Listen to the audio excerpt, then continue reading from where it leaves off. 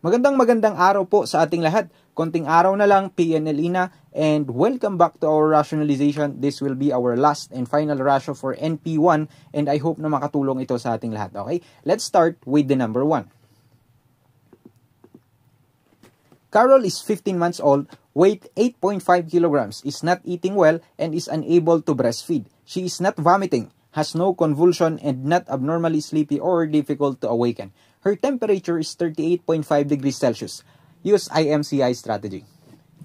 If you were the nurse in charge of Carol, how will you classify her illness? A. Febrile with general danger sign. B. Very severe febrile disease. C. Severe pneumonia. And letter D. Very severe disease.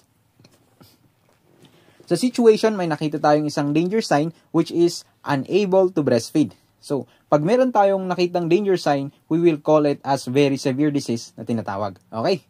Ang sagot natin is letter D, very severe disease. So, meron pala tayong 4 na general danger signs which is meron tayong mnemonic na KUVA. C for convulsions, U for unable to drink or feed, V, vomits everything, A, abnormally sleepy or lethargy. KUVA. Okay? Next. Basta ang sagot natin dito is letter D, very severe disease. Ganun po natin tawagin. Okay? Let's go to number 2. Which of the following signs is considered to be general danger sign in Carol's case?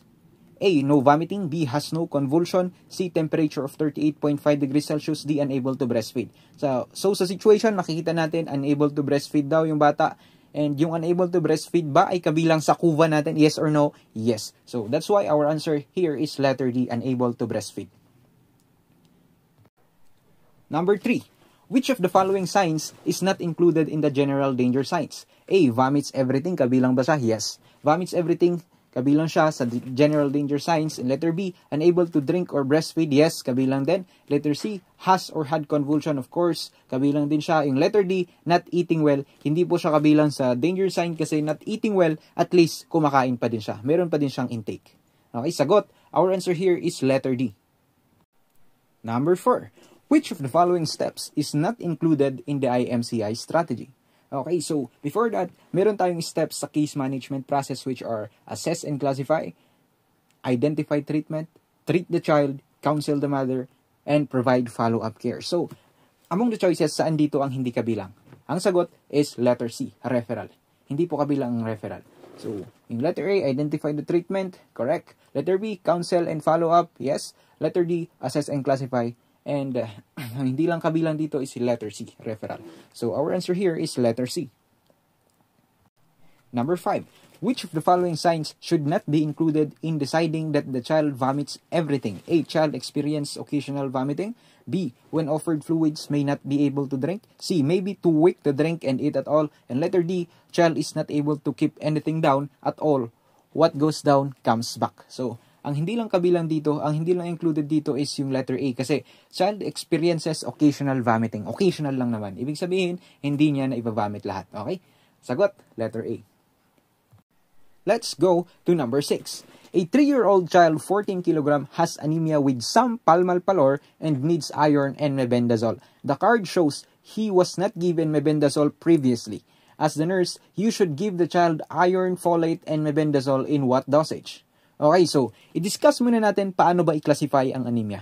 Pag yung patient meron siyang severe palmar pallor, ibig sabihin, severe anemia. And sa treatment, we should refer urgently sa hospital. Okay? Paano naman pag sinabing some palmar pallor? Pag some palmar pallor, i-classify naman natin ito as anemia. And for the treatment of anemia, we will give iron. And we will also give mebendazole if 1 year or older and has not had a dose for the past 6 months. So, ang tanong, ano daw ang dosage? Ang kailangan natin is 5 ml or 1 teaspoon daily iron for 14 days and mebendazole 500 mg single dose. Again, ang kailangan natin is 5 ml or 1 teaspoon daily iron for 14 days and mebendazole 500 mg single dose.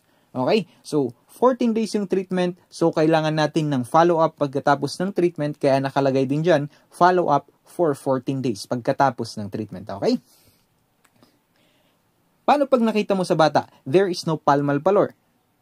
Pag nakita mo naman sa bata na there is no palmar pallor, ika-classify naman natin ito as anemia. Okay? No anemia, sorry. Pag nakita mo sa bata, there is no palmar pallor, ika-classify natin ito as no anemia. Wala siyang anemia. For the treatment, for less than 2 years old, we should assess the feeding and counsel the mother. If there is feeding problem, follow up for 5 days. Okay? If there is feeding problem, follow up for 5 days. Ganyan po ang rule sa anemia. Okay? So our answer here is letter D. 5 ml or 1 teaspoon daily for 14 days and mebendazole 500 mg single dose. Okay? Answer, letter D. Isang paalala, do not give iron if the child has severe acute malnutrition and is receiving RUTF because there is already adequate amount of iron in RUTF. Dumako naman tayo sa number 7. Vitamin A is given to child with measles because it... Our answer here is letter A.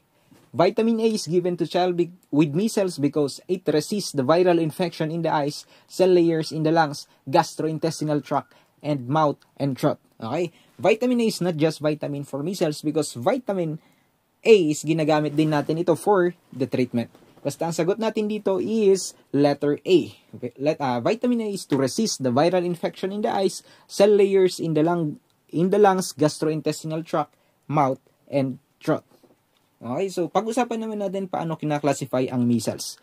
Pag nakita natin sa patient if there is any general danger signs or clouding of cornea or deep or extensive mouth ulcers, it will be classified as severe complicated measles. Yung treatment natin dyan is vitamin A, and then first dose antibiotics, tetracycline eye ointment, if clouding cornea or pus draining from the eye. Okay? Again, tetracycline's eye ointment if clouding cornea or pus draining from the eye.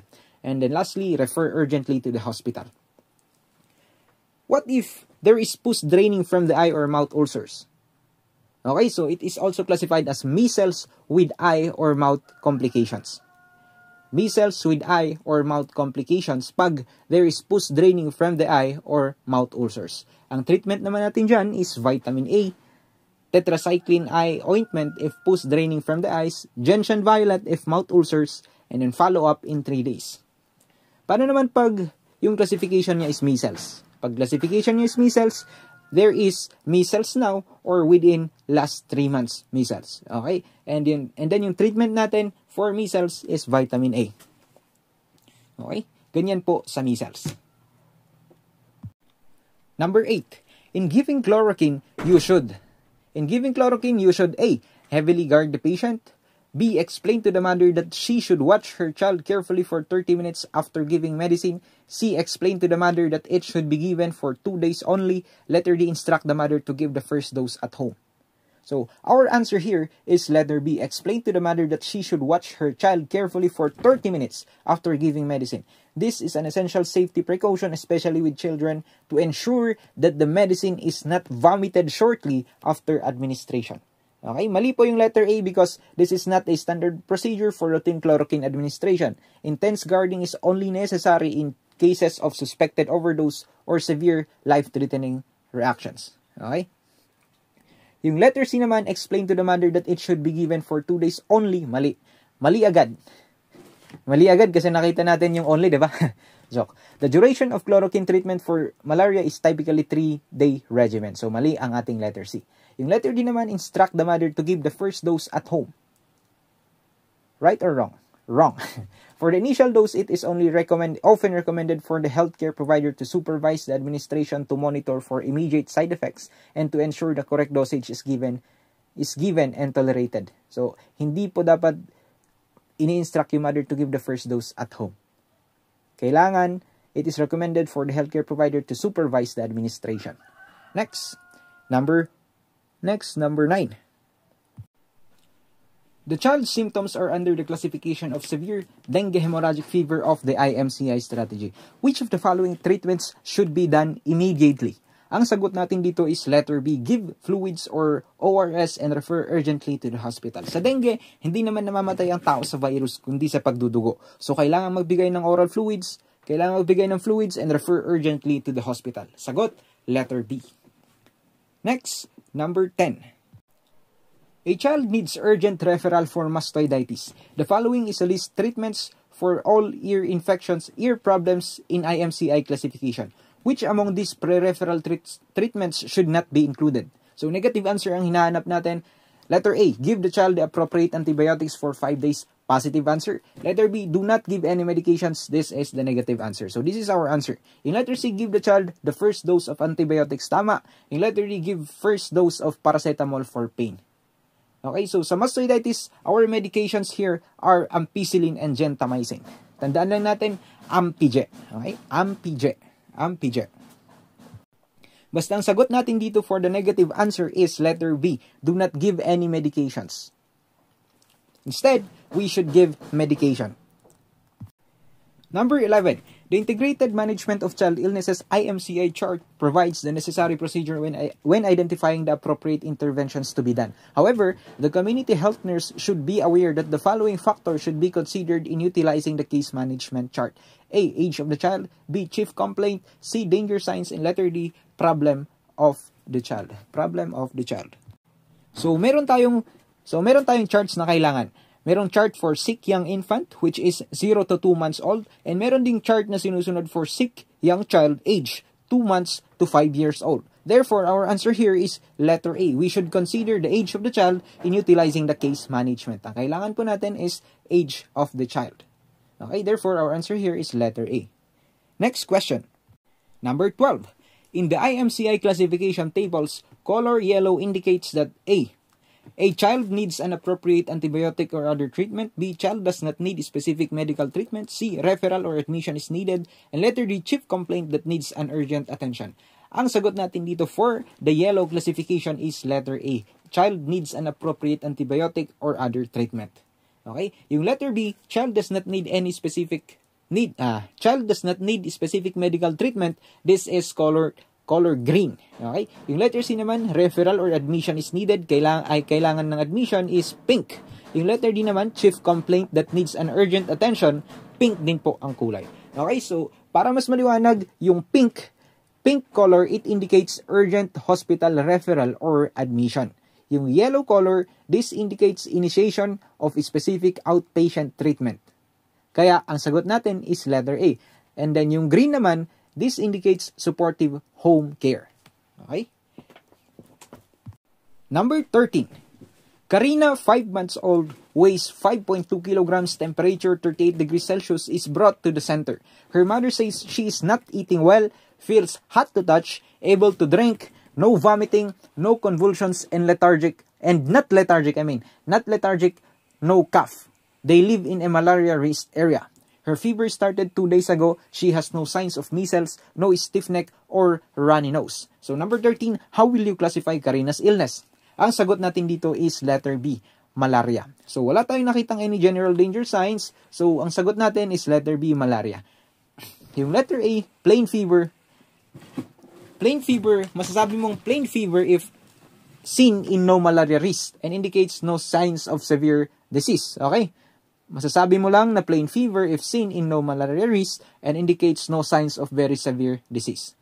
Pag severe febrile disease, masasabi mo lang na severe febrile disease if there is any general danger signs or stiff neck. Severe febrile disease if there is any general danger signs or stiff neck. Yung letter D naman, fever and no malaria, ito naman, dapat negative blood smear or positive runny nose or measles or other causes of fever. Okay? Number 14. The following treatments are appropriate for Karina except. So, negative answer na naman ang hanapin natin. Yung letter A, follow up in 3 days, check. Tama yan. Letter B, give oral anti-malaria drugs. Yes, magbibigay talaga tayo ng oral anti-malarial drugs. And letter C, advise when to return immediately. Yes, tama. And yung letter D, give 1 dose of paracetamol for temperature 37.5 degrees Celsius, mali po. Why? Kasi nagbibigay lang tayo ng 1 dose paracetamol for fever 38.5 degrees Celsius and above. Okay? Magbibigay lang tayo pag there is temperature na 38.5 degrees Celsius and above. So, negative answer, sagot, letter D. Number 15. A child should be checked for capillary refill if. Ang sagot natin dito is letter D, if the extremities feel cold. Kasi pag malamig ang Kasi pag malamig ang extremities mo, it indicates decreased circulation. Okay? Saan ba natin ginagamit ang capillary refill test? Ginagamit natin ang capillary refill test to check for the circulation of the extremities. Okay? Yung letter A, if the child has pedicle, it indicates only mild bleeding. Yung letter B, the child's extremities feel warm. This indicates good blood flow. Yung letter C naman, there is fever for more than 7 days. Fever alone is not indicated for capillary refill test. Therefore, our answer here is letter D. If the extremities feels cold, this indicates decreased circulation. Okay? Number 16. If the capillary refill takes more than 3 seconds, it may mean that the child is, again, if the capillary refill takes more than 3 seconds, it may mean that the child is in, letter C, shock. More than 3 seconds of capillary refill in child strongly suggests early shock. Therefore, sagot, shock po. Next question. Number 17. A child living in a non-malaria-risk area who has a stiff neck may be classified as having A. Malaria, B. Rule out malaria, letter C. Very severe febrile disease, letter D. Fever, no malaria. Ang sagot natin dito is letter C. Very severe febrile disease. Tandaan, if there is any general danger sign or stiff neck, it is classified under severe febrile disease. Okay? Huwag kakalimutan, if there is any general danger sign or stiff neck, it is classified as severe febrile disease. Okay? Next. Number 18. After assessing Junjun, your nursing diagnosis is dehydration secondary to diarrhea. ORS was administered. Which health instruction regarding ORS therapy will you give the mother once the diarrhea has stopped? Which health instruction regarding ORS therapy will you give the mother once the diarrhea has stopped? A. Increase the administration of ORS. B. Return to the clinic. C. Stop the administration of ORS. And letter D. Decrease the administration of ORS. Ang sagot natin dito is letter B. Return to the clinic.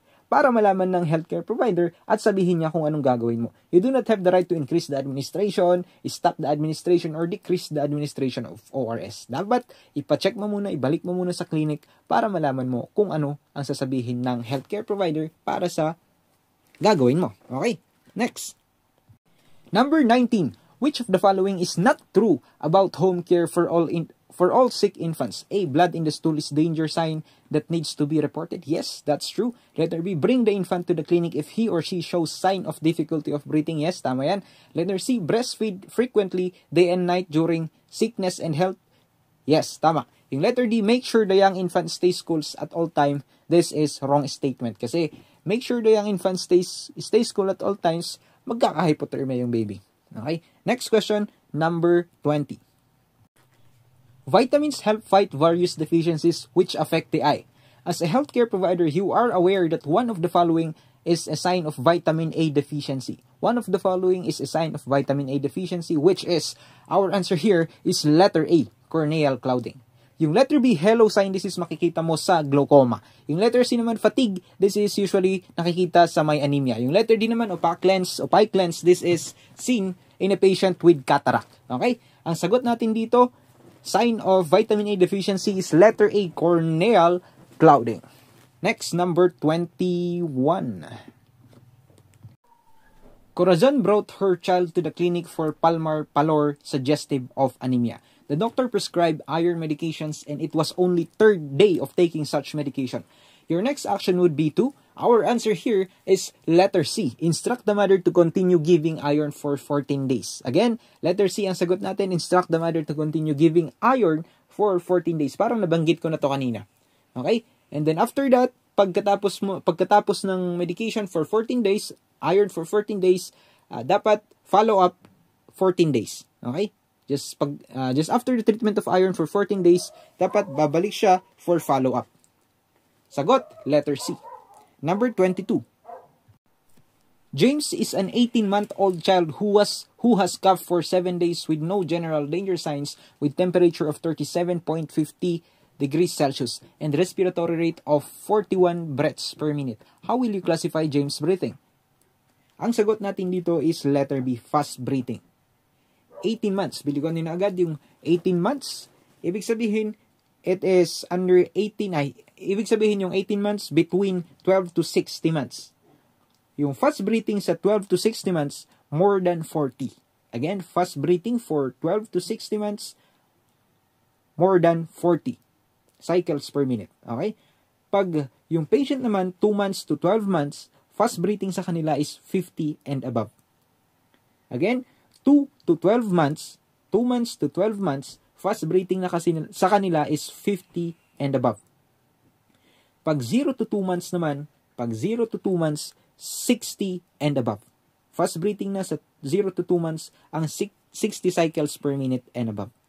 Okay? So, yung patient natin, si James daw, 18 months old, ibig sabihin, kabilang siya sa 12 to 60 months, which is, yung fast breathing nila is 40, yung fast breathing sa kanila is 40 cycles and above. Okay? That's why our answer here is fast breathing, letter B. Number 23, James' illness can be classified as A, pneumonia, B, very severe disease, letter C, severe pneumonia, and letter D, no pneumonia. Since si James daw, 18 months old, meron siyang fast breathing more than 40 CPM and above, ang sagot natin dito is letter A, pneumonia. Okay? Pag fast breathing, ang sasagot natin is pneumonia. Next, number 24. After 3 days, nurse notes that James has chest indrawing and stridor. His mother returned him to the health center immediately. So, si James daw, meron siyang chest indrawing and stridor. Ibig sabihin, it is classified as severe pneumonia or very severe disease. So, ano dapat ang gagawin dito? The nurse should, ang sagot natin dito is letter C, give the first dose of antibiotics and refer urgently. Okay? Sagot, give the first dose of antibiotics and refer urgently. Next question. Number 25. The nurse should consider the following assessing. Again, number 25. The nurse should consider the following assessing the child for chest indrawing except. So, hanapin natin dito yung hindi characteristic ng chest indrawing, which is yung letter B. Yung letter B, the lower chest wall does not go in when the child breathes in. So, this is the answer. This is not a characteristic of chest indrawing. So, yung mga characteristics ng chest indrawing, letter C. The lower chest goes in when the child breathes in. Okay? The lower chest goes in when the child breathes in. In letter D, the child should be calm. And yung letter A, chest indrawing should be present at all time. Kung titignan nyo, magkabaliktaran yung letter B and yung letter C. And usually, sa magkabaliktaran choices, dun mo makikita ang sagot. Okay? Our answer here is letter B. Negative characteristic of chest indrawing, letter B, the lower chest wall does not go in when the child breathes in. Natay po tayo. Sige. Sagot is letter B. Number 26. Next, number 26. Situation in the Philippines, the incidence of communicable diseases seem to be cyclical. Notably, some of these incidences are observable during the summer season. You are assigned in the health center in the city with 4,200 households and more or less 26,000 populations. The following illness situations and questions affecting children apply. Number 26, a child was brought to you with generalized rashes. In doing assessment, you classify the child as having measles. This was arrived at since, aside from having general rashes, the child also has the following illness sign, except. So, hanapin natin yung hindi sign ng measles. So, ang sagot natin dito is letter A, pustules. Wala pong pustules, okay? Sa measles, meron tayong classic signs and are remembered as 3 C's. These 3 C's are cough, coryza, which is the runny nose, and yung letter D, conjunctivitis or yung sa red eyes. Okay? Measles is followed by the appearance of generalized maculopapular rashes and sometimes Koplik spots. Tiny white spots with bluish centers inside the mouth. Hindi po yun pustules. So, negative answer, ang sagot natin dito is letter A, pustules. Next question. Number 27. Situation. Diarrhea in young children may be life-threatening and requires immediate attention. Number 27. Joel, 3 years old, has had diarrhea for 5 days and is irritable. He has sunken eyeballs but has no blood in his stools. He drinks eagerly when offered liquid. His skin pinch at the abdomen shows a slow return. Using integrated management of childhood illnesses, Joel's illness may be classified as A, no dehydration, B, some dehydration, C, severe dehydration, and letter D, persistent dehydration. Ang sagot natin dito is letter B, some dehydration. Para maklasify natin as some dehydration, dapat at least there is 2 or more of this, nakikita nyo naman sa table, there is 2 or more of the following. Like, for example, sunken eyes, sip full, restless, with a poor skin turgor. Okay? Sa situation, nakita naman natin, meron siyang sunken eyes. Present sa some dehydration, meron din siyang drinks eagerly. Ibig sabihin, sip full din siya. Sip full, nakikita niyo naman. And then, abdomen shows slow return. Ibig sabihin, with a poor skin turgor. Okay? Hindi naman siya very poor skin turgor. Slow lang. Okay? So, our answer here is letter B, some dehydration. Okay? Para maklasify din naman natin as severe dehydration, dapat mayroong at least 2 or more signs and symptoms na makita dito sa box. Okay? Sabi ni Biliguan ko. Okay? So, dapat sleepy, sunken eyes, sipless, or has a very poor skin turgor. Sleepy, sunken eyes, sipless, very poor skin turgor. Wrong spelling pa tong sipless. Palitan ko na lang. Sleepy, sunken eyes, sipless, very poor skin turgor. Tapos some dehydration. Sunken eyes, full restless with a poor skin turgor. Ganun natin siya memorize pala, hindi natin makalimutan. Okay? Sagot natin dito is letter B. Next question. Number 28. Which of the following treatments should be immediately considered in Joel's case?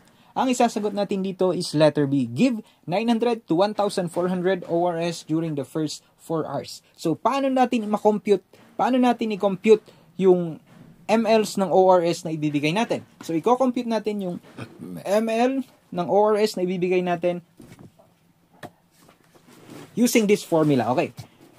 75 kilograms, 75 kilograms, no. 75 mL times weight of the child in kilogram, makukuha na natin yun. Okay? Again, 75 mL times weight in kilogram of the child, makukuha na natin yung ORS mL na ibibigay natin. Okay? And this ORS mL na ibibigay natin, dapat makokonsume niya ito within 4-hour period. Okay? Give in a health center ORS over 4-hour period and reassess after 4 hours. Ganun lang po. Number 29. Feli, 1-year-old, has had diarrhea for 2 days. She has sunken eyes. Skin pinch goes down back very slowly and she is drinking poorly and is irritable. There is no blood in the stool. How will you classify Feli's illness? A. Severe dehydration. Nagkabaliktad ba? A. Severe dehydration. B. No dehydration. Letter C. Persistent diarrhea. And letter D. Some dehydration. Ang sagot natin dito is letter A. Severe dehydration. Kung nakikita nyo sa situation, sunken eyes daw. Sunken eyes, nakikita natin under severe dehydration. And skin pinch goes back very slowly. Poor skin turgor. Ibig sabihin, poor skin turgor and she is drinking poorly. Ibig sabihin, sipless din siya. Okay, so it is classified under severe dehydration. Sagot, letter A. Next question. Number 30. Which of the following is the focus of SDG 3? Madali na lang to kasi this is very objective. Memorize mo lang, okay? Ang sagot natin dito is letter C. Good health and well-being. So, may paparinig akong kanta, baka makatulong or baka effective sa inyo para ma-memorize yung SDG 17. No poverty, zero hunger, good health and well-being. Quality education, gender equality, clean water and sanitation, affordable and clean energy. Tapos yung next na 8, decent work, economic growth, industry, infrastructure, reduce inequality, sustainable cities and communities, responsible consumption, climate action, life below water, life on land, peace, justice, and strong institutions, partnership for the goals. Ayan. Yan naman ang ginagamit ko para di ko makalimutan. Okay? So, ang sagot natin dito for the SDG 3 is letter C, good health and well-being. No poverty, zero hunger, good health and well-being. Yes. Next question. Next question. Number 31. What is the target year to achieve the Sustainable Development Goals? Ang sagot natin dito is letter B, 2030. Okay? So, nag-start ang Sustainable Development Goals noong 2015 kasi natapos na yung millennium. Okay? So, pumalit naman yung Sustainable Development Goals, which is, yung goal nila is by the year of 2030. Okay? Next question. Basta ang sagot natin dito is letter B. Next question, number 32. Which SDG aims to end poverty in all its forms everywhere? So, ang sagot natin dito is letter A. No poverty, zero hunger. So, no poverty. Ang sagot natin for 32 is letter A. Next question. Next question is number 33. Which of the following is a key indicator for SDG 6? So, kantayin ulit natin. No poverty, zero hunger, good health and well-being, quality education, gender equality, clean water and sanitation. Meron bang clean water and sanitation? Letter A, access to affordable housing. B, proportion of population using safely managed drinking water services. Letter C, enrollment rate in primary education. Letter D, employment rate in this informal sector. Ang sagot, number 33, is letter B. Proportion of population using safe managed drinking water services. Okay? Sagot, letter B. Next question, number 34. Duplicate slide.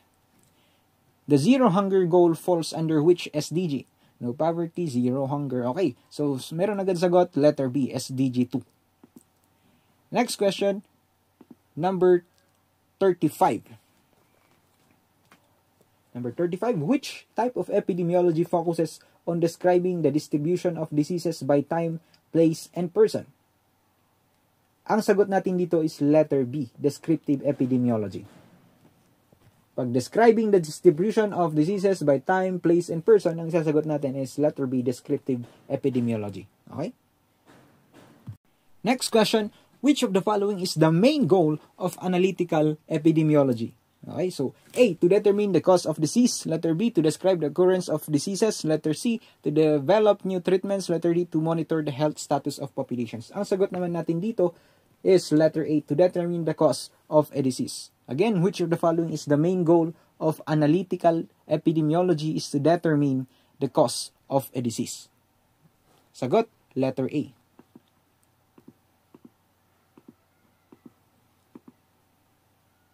Next question, which epidemiological method is used to evaluate the effectiveness of a new public health intervention?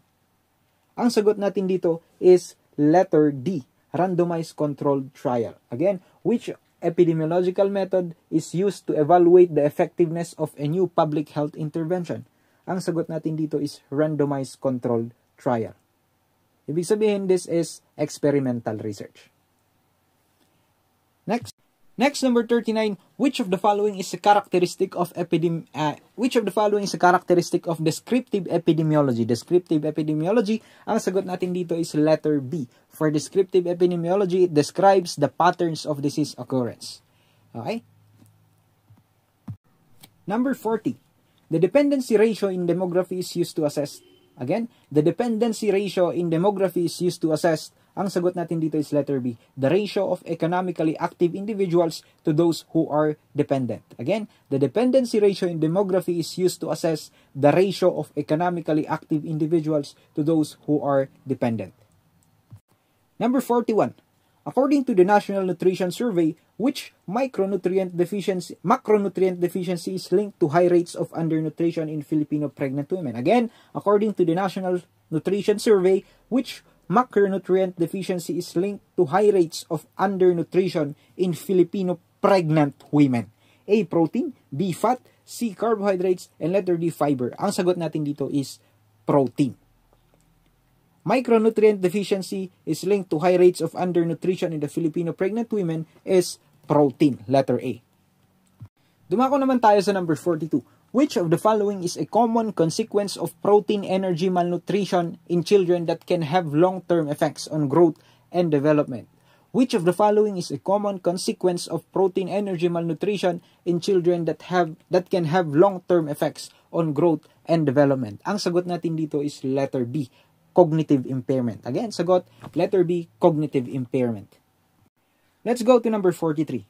According to the National Nutrition Survey, which age group in the Philippines is most affected by iron deficiency anemia? Ang sagot natin dito is letter A, infants between 6 to 11 months old. Bakit? Kasi katatapos lang ng weaning, di ba? Katatapos lang tinigil yung breastfeeding, kaya doon nagkakaroon ng iron deficiency anemia.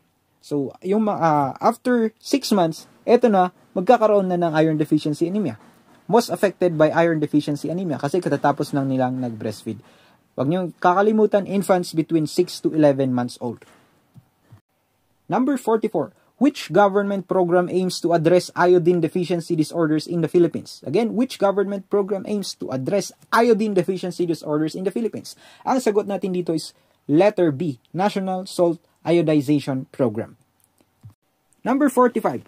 For safety and quality purposes, it is equally important to be mindful of the roles and functions and the instituted systems and procedures in relation to the practices of community health nursing. The following questions apply. Number 45, the basic unit of care in CHNS, ang sagot natin dito is letter C. Basic unit of care, wag natin kakalimutan family.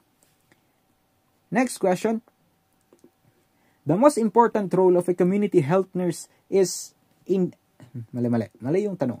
The most important role of community health nurse in the area is...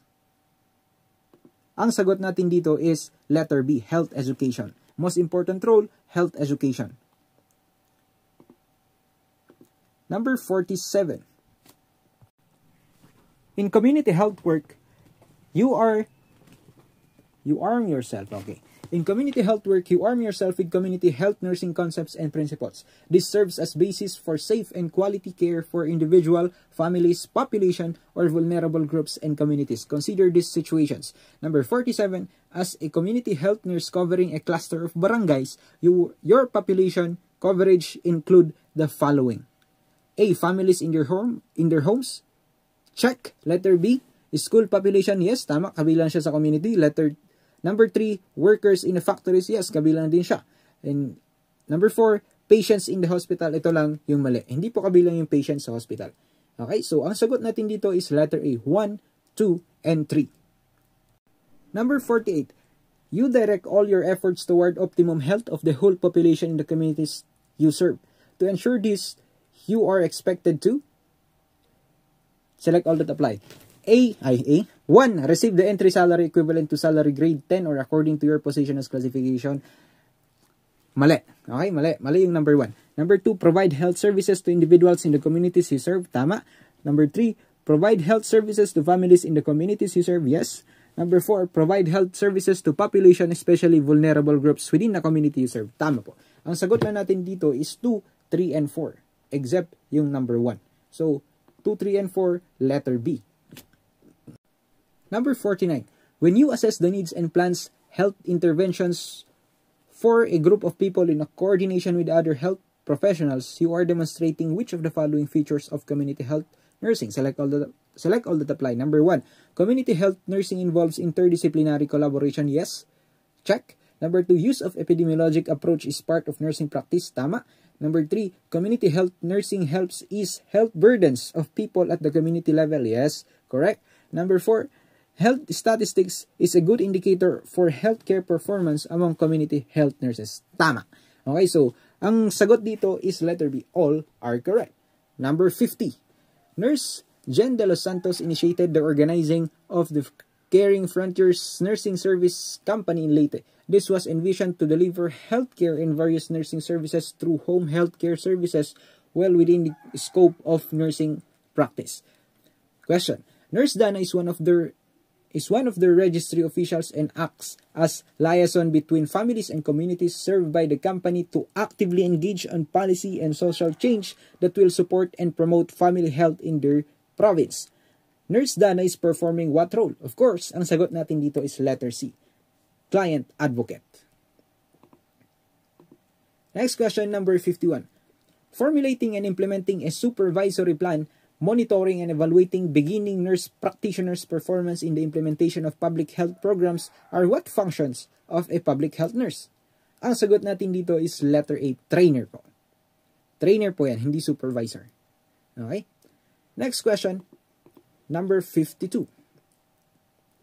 As an advocate, Registry nurse Dana places her client's rights as priority. She is aware that advocacy work involves which of the following? A. Influencing public opinion. B. Obtaining a general information about the community. Letter C. Coordination with the health team. And letter D. Prioritizing health conditions and problems. Ang sagot po natin dito is letter A. Influencing public opinion. Okay? Again, sagot. Influencing public opinion. Next. Number 53.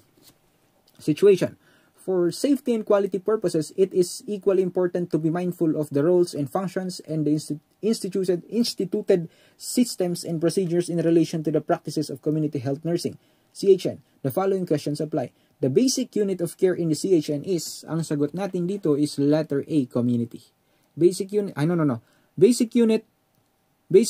care in the CHN is, of course, family. Family po ang sagot natin dyan. Sorry po, nagkamali lang. Basic unit of care in CHN is family. Next. The common important role of community health nurse is in the area is, bakit mali-mali itong tanong? The most common important role of community health nurse in the area is, sagot na ulit lang po, letter B, health education.